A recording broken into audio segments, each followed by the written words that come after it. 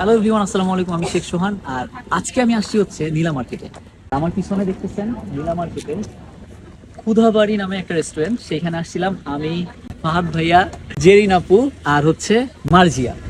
তো আমরা এখন ভিতরে যাচ্ছি, দেখি এখানে কি কি আছে। আসসালামু আলাইকুম, কেমন আছেন?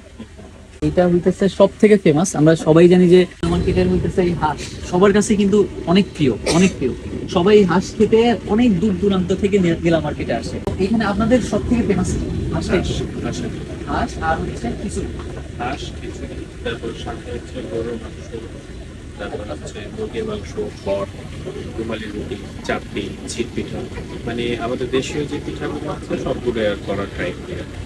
আমরা মেইনলি খাইতে আসছি আজকে হাঁস, গরুর মাংস আর হচ্ছে খিচুড়ি। সব থেকে মজার একটা জিনিস, এখানে হইতেছে সবকিছু একেবারে গরম গরম পাবে। এই যে রান্না হইতেছে, এখানে চুলা রান্না হইতেছে, এইটা এখানে কি, এখানে এখানে ভাত রান্না করে একেবারে গরম গরম দিচ্ছে। এটাই হইতেছে সব থেকে ইন্টারেস্টিং বিষয়। আর ভাইয়া, খিচুড়ি কত করে? খিচুড়ি হচ্ছে 80 টাকা করে। আর হাঁসের মাংসটা? 250। আর গরুর মাংস? Same same, 250। সেম বট।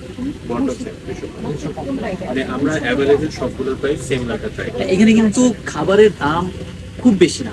চারজন খাইছি, খিচুড়ি আর হচ্ছে গরুর মাংস আর হাঁসের মাংস, দুইটা গরুর মাংস, দুইটা হাঁসের মাংস, মাত্র 1300 টাকা বিল আসছে চারজনের।